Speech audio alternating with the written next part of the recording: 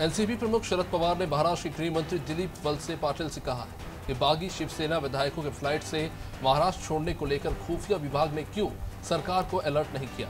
एक अधिकारी के अनुसार विधायक जब दूसरे राज्य में जाते हैं तो उनके सुरक्षा कर्मियों को वरिष्ठ अधिकारियों को सूचना देनी होती है, जो नहीं दी गई।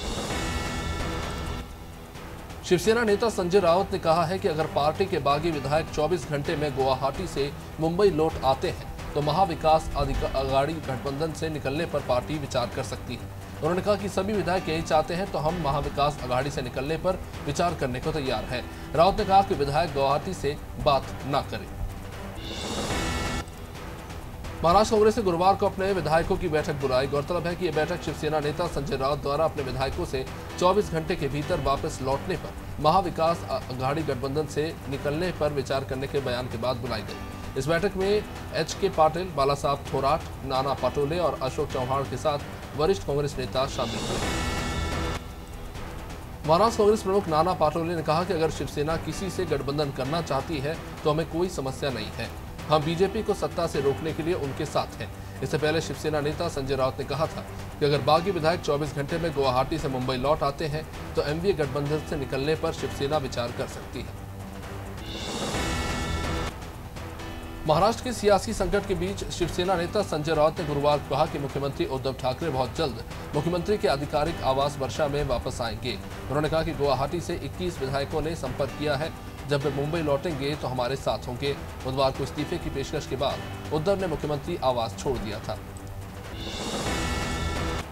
महाराष्ट्र में सियासी संकट के बीच गुरुवार को मुख्यमंत्री उद्धव ठाकरे की बैठक में शिवसेना के 55 में से सिर्फ 13 विधायक पहुंचे। शिवसेना नेता संजय राउत ने कहा कि करीब 20 विधायक हमारे संपर्क में हैं। जब मुंबई आएंगे पता चल जाएगा। बागी शिवसेना नेता एकनाथ शिंदे ने अपने साथ 46 विधायकों के समर्थन का दावा किया है। शिवसेना के बागी नेता एकनाथ शिंदे के साथ गुवाहाटी के रेडिसन ब्लू में बैठे 42 विधायकों का एक वीडियो जारी हुआ। जानकारी है कि महाराष्ट्र के इन 42 विधायकों में से 35 शिवसेना और 7 निर्दलीय विधायक हैं। वीडियो में बागी विधायक शिंदे साहब तुम आगे बढ़ो और हम तुम्हारे साथ हैं जैसे नारे लग रहे हैं।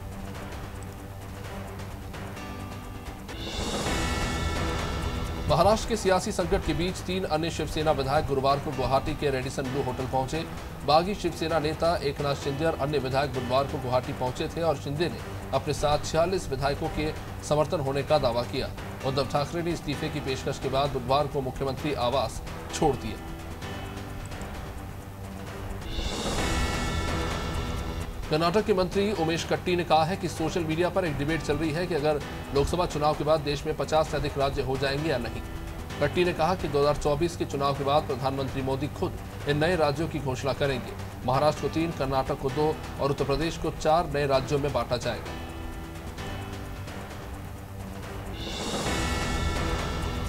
शिवसेना के बागी नेता एकनाथ शिंदे ने एक पत्र ट्वीट किया जिसमें बागी विधायकों ने महाराष्ट्र के मुख्यमंत्री उद्धव ठाकरे से नाराजगी का कारण बताया।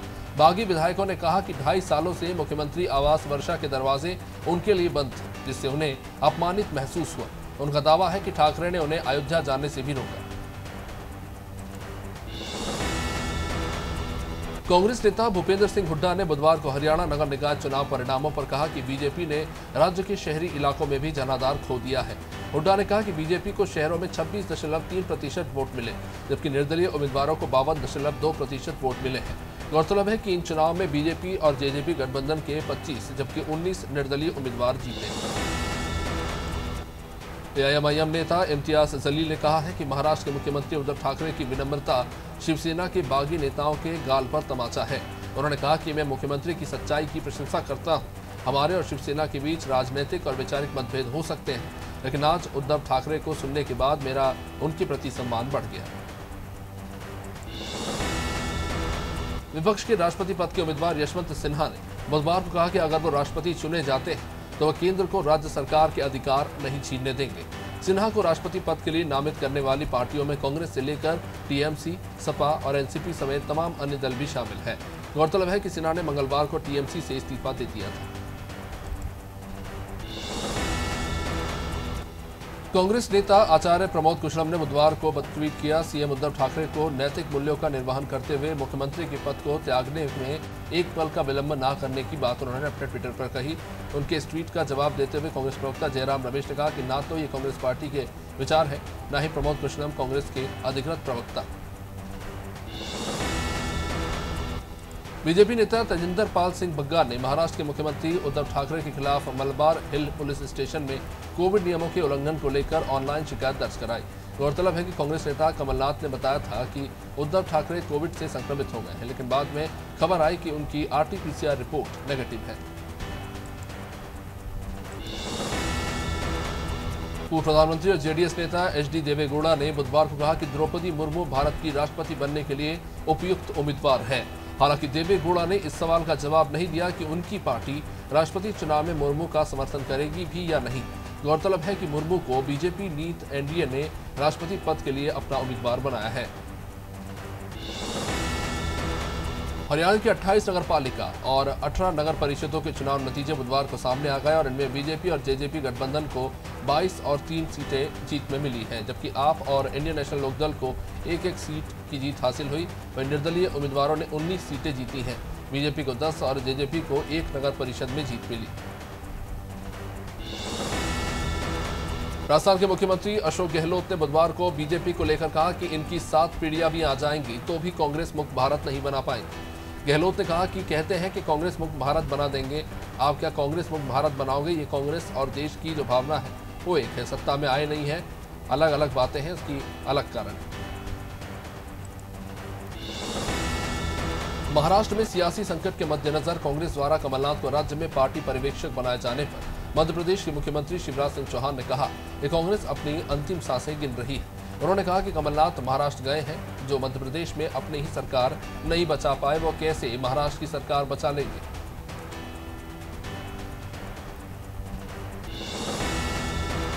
टीएमसी के कार्यकर्ताओं ने गुरुवार को गुवाहाटी के उस होटल के बाहर प्रदर्शन किया जहां एकनाथ शिंदे के नेतृत्व में महाराष्ट्र के बागी विधायक ठहरे हुए हैं। विरोध कर रहे टीएमसी कार्यकर्ताओं को पुलिस ने हिरासत में ले लिया। प्रदर्शनकारियों ने कहा कि असम में लोग बाढ़ से पीड़ित हैं, मुख्यमंत्री हेमंत बिस्व शर्मा महाराष्ट्र सरकार को गिराने में जुटे हैं।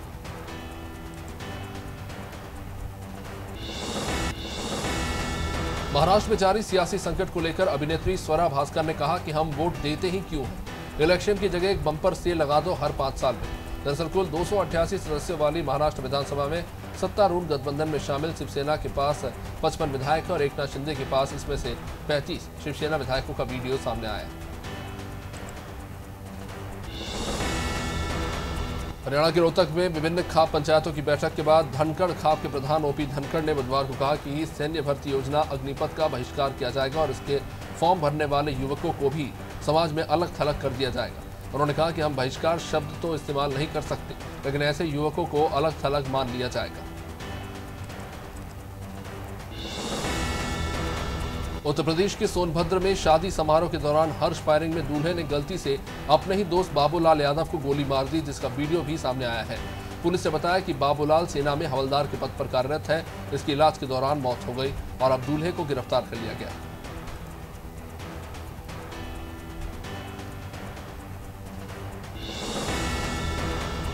महाराष्ट्र के सियासी संकट के बीच एनसीपी नेता जयंत पाटिल ने गुरुवार को कहा कि हम अंत तक उद्धव ठाकरे के साथ मजबूती से खड़े हैं। उन्होंने कहा कि महाराष्ट्र विकास अघाड़ी महाराष्ट्र के विकास और कल्याण के लिए स्थापित सरकार है।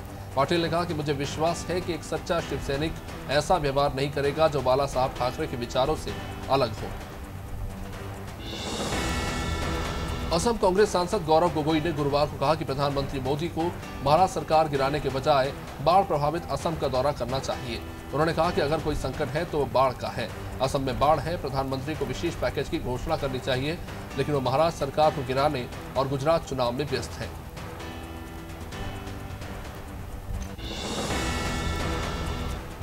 अलीगढ़ में दुकान मालिक के रिश्तेदारों ने ही सामान चुरा लिया। यह मामला बन्ना देवी थाना क्षेत्र का है। बीते 20 सालों से कुछ दुकानदार किराए की दुकानों में व्यवसाय कर रहे हैं। बुधवार देर रात कुछ दुकानों के लेंटर में सीधमारी करके कीमती सामान चुराया गया। सामान चुराने वाले दुकान मालिक के रिश्तेदार ही बताए जा रहे हैं। किराएदार दुकानदारों ने पुलिस रिपोर्ट दर्ज कराई है।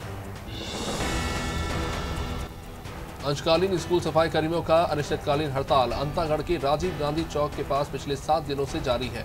सफाई कर्मी तनख्वाह बढ़ाने की मांग को लेकर धरना प्रदर्शन कर रहे हैं। इससे स्कूलों में सफाई व्यवस्था पूरी तरह से धराशायी हो गई है।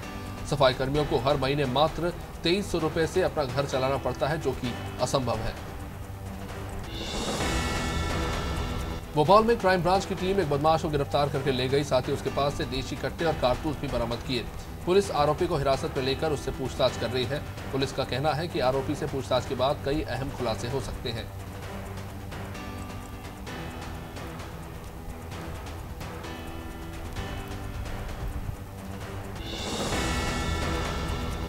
ग्राम पंचायत मनोरी के पूर्व सरपंच जानू सिंह कुशराम के द्वारा उप सरपंच पति मकसूद मंसूरी के ऊपर 1,40,000 का बिल लगवाकर राशि गबन करने का आरोप है।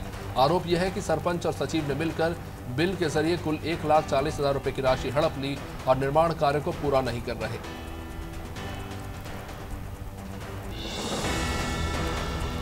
पाली नगर के मोहल्ला रामनगर निवासी निशा देवी का झगड़ा मंगलवार शाम को इसी मोहल्ले के अनुराग के साथ हुआ। इस झगड़े में निशा देवी के सिर पर गंभीर चोटें आई। पुलिस ने घायल महिला को स्वास्थ्य परीक्षण के लिए पाली स्वास्थ्य केंद्र भेजा। यहां पर मौजूद फार्मासिस्ट अवधेश यादव ने मेडिकल रिपोर्ट बनवाने के नाम पर उससे 2,000 मांगे, जबकि बाद में रिपोर्ट सामान्य निकली।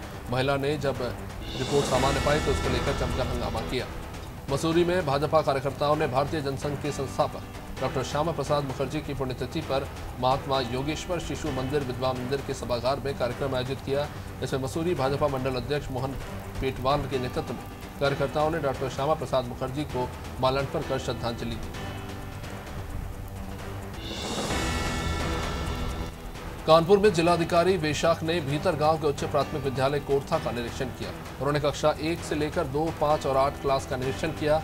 अध्यापकों से सभी कक्षाओं में बच्चों को उनकी कक्षा के अनुसार ही पढ़ाए जाने की बात कही तो बच्चों की स्मार्ट क्लास को लेकर भी उन्होंने व्यवस्था जानी। हालांकि इस बीच शौचालय में गंदगी देखकर जिला अधिकारी ने जमकर फटकार लगाई और अधिकारी और सचिव को उन्होंने ठीक करने के लिए कहा।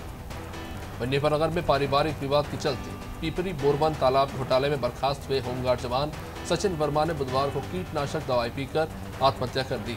इसके बाद जिला चिकित्सालय बुरहानपुर से होमगार्ड जवान का शव पोस्टमार्टम करवाकर परिजन सीधे एम्बुलेंस लेकर थाने पहुंच गए और थाने के सामने परिजन शव रखकर होमगार्ड सैनिक की पत्नी ने एफआईआर दर्ज करने की मांग की। कानपुर में स्वरूपनगर थाना इलाके में विदेश से पढ़ाई करके वापस लौटे मिठाई कारोबार के बेटे हर्ष फायरिंग करने का मामला महंगा पड़ गया। पुलिस ने मुकदमा दर्ज करते हुए हर्ष फायरिंग करने वाले फॉरेन रिटर्न बेटे को पीएसओ समेत गिरफ्तार कर लिया। साथ ही लाइसेंस असला को जब्त करके कार्रवाई शुरू की।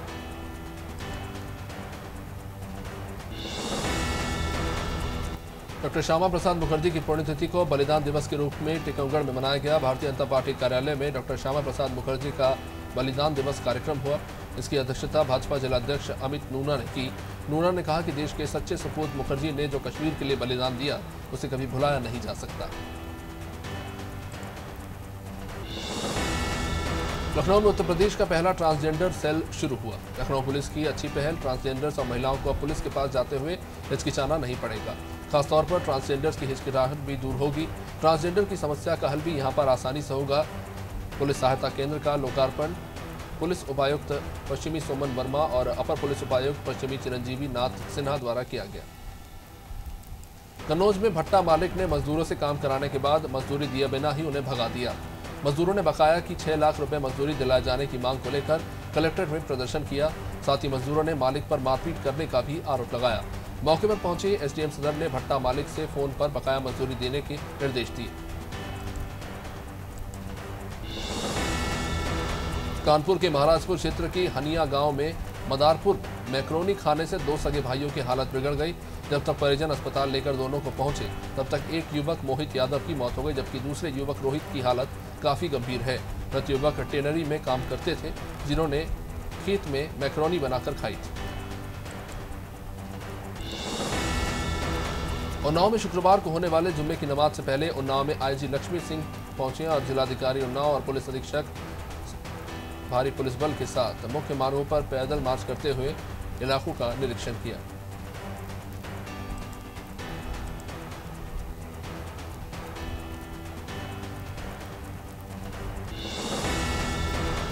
कोरिया जिले के मनेंद्रगढ़ थाना क्षेत्र में चोरी के मामले में पुलिस ने एक आरोपी को गिरफ्तार करने में सफलता हासिल की। आरोपी के पास से लगभग 45,000 रुपए का सामान बरामद हुआ। 26 मई की रात बहन के घर सोने गई पीड़िता के घर में घुसकर चोर ने 50,000 का माल पार कर दिया था। इसके बाद पुलिस ने 24 घंटे के अंदर आरोपी को गिरफ्तार कर लिया। राजधानी भोपाल में लगातार साइबर धोखाधड़ी की घटनाएं बढ़ती जा रही हैं। 5 महीनों में साइबर क्राइम के पास 1800 के करीब शिकायतें पहुंची, जिन्हें मिलाकर 7 करोड़ रुपए के साइबर ठग भोपालियों के खाते से चुरा चुके हैं। कुछ लोगों ने घटना की जानकारी पुलिस को 24 घंटे के अंदर दी, जिससे इन लोगों को करीब 35 लाख रुपए साइबर क्राइम आरोपियों के खाते से वापस कराया गया। इसके अलावा पुलिस 15 लाख रुपए पकड़े गए साइबर ठगों के खाते से भी बरामद कर चुकी है। नगरीय निकाय और पंचायत चुनाव को देखते हुए भोपाल पुलिस अलर्ट हो गई। जिन लोगों के पास लाइसेंसी बंदूक है, उनको थाने से जमा करने की हिदायत दी जा रही है। पुलिस की माने तो बार बार कॉल करने के बावजूद भी बंदूक को जमा नहीं करने वालों के लाइसेंस भी निरस्त किए जा सकते हैं। साथ ही पुलिस का ये कहना है कि जो भी अपराधी प्रवृत्ति के लोग, उन पर भी नजर रखी जा रही है। एटा जिले में जहर खुरानी गिरोह एक बार फिर सक्रिय होता नजर आ रहा है। गिरोह के सदस्यों ने दिल्ली से एटा जा रही रोडवेज बस में घटना को अंजाम दिया। आरोपियों ने झबरामाऊ जा रहे युवक को कोल्ड ड्रिंक में नशीला पदार्थ पिला दिया और उसके पास से 87,000 रुपए के साथ 2 अंगूठी, मोबाइल और कपड़ों से भरा बैग लूटकर फरार हो गए। जनपद कन्नौज के नगला मदारी निवासी रामविलास शर्मा 2 दिन पहले दिल्ली आनंद विहार बस स्टैंड से रोडवेज में बैठकर अपने घर जा रहे थे। वहीं उत्तर प्रदेश की योगी सरकार भूमाफियाओं के खिलाफ कार्रवाई कर उन पर शिकंजा कस रही है, तो वहीं बागपत जिले में भूमाफिया की दबंगाई से परेशान एक पीड़ित परिवार प्रशासनिक कार्यालयों के चक्कर काट रहा है और कहीं से मदद न मिलने के बाद पीड़ित परिवार समाज के कुछ लोगों के साथ कलेक्ट्रेट के सामने धरने पर बैठ गया। बीजेपी विधायक योगेश धामा भी पीड़ितों के साथ धरने पर बैठ गए। एटा पुलिस ने अवैध मादक पदार्थ के साथ 7 तस्करों को गिरफ्तार किया है। आरोपियों में 2 महिलाएं भी शामिल हैं, जिनके पास से 3 किलो 800 ग्राम गांजा, 1 किलो 100 ग्राम डायस्पैम और 400 ग्राम चरस बरामद हुआ। पुलिस ने बताया है कि आरोपियों को अलग अलग ठिकानों से गिरफ्तार किया गया है।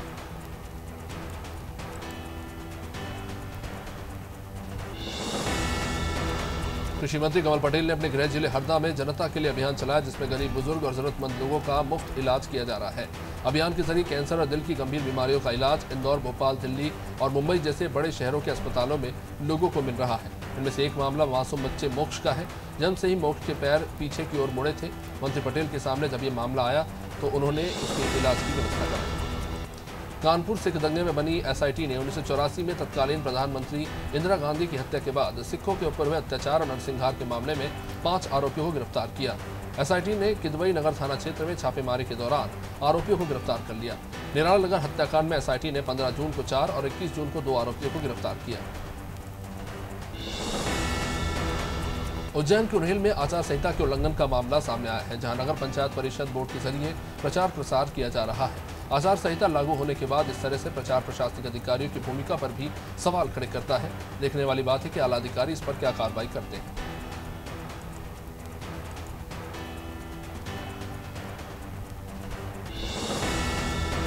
पीसीसी चीफ कमलनाथ नगरीय निकाय चुनाव के मद्देनजर महापौर प्रत्याशियों के चुनाव प्रचार में उतरेंगे। कमलनाथ का पहला दौरा सिंगरौली में होगा और इसके बाद लगातार सभी 16 नगरीय निकाय क्षेत्रों के प्रत्याशियों के लिए प्रचार करेंगे। कांग्रेस के मीडिया विभाग के अध्यक्ष के मिश्रा ने जानकारी देते हुए बताया कि पीसीसी चीफ कमलनाथ का दौरा 24 जून से शुरू होगा। उत्तर प्रदेश के उन्नाव में एक पोते ने अपने दादा की ही फावड़े से हत्या कर दी। पूर्वा थाना क्षेत्र के चड्डीगढ़ी का ये मामला, जहां जमीन विवाद को लेकर पोते ने अपने ही चचेरे दादा की फावड़े से गर्दन काटकर हत्या कर दी। हत्या के बाद से आरोपी मौके से फरार था। सूचना पर पहुंची पुलिस ने शव को कब्जे में लिया है। मामले की जांच जारी है।